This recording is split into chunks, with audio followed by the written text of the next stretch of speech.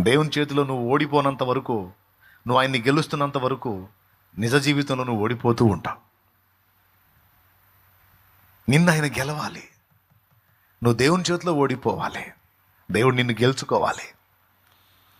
అప్పుడు నిజ జీవితంలో నువ్వు గెలుస్తావు. ఎందుకంటే నువ్వు దేవుని చేత గెలవబడ్డావు కనుక. అంటే నీ విషయంలో ఓడిపోయావు గనుక, విరిగిపోయావు గనుక ఇక నీ జీవితంలో ఆయన జోక్యం ఉంటుంది.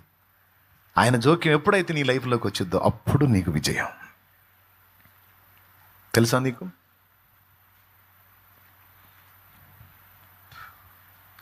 విరిగిన దానిని కోరదు లోకం, విరుగని చోని దృష్టిలో శూన్యం.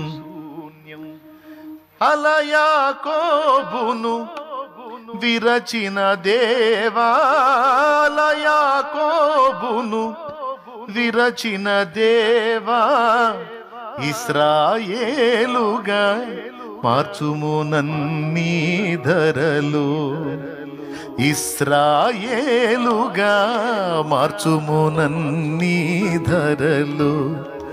ఈ ధరలు విరిగిన మనసే నీకే ప్రియము.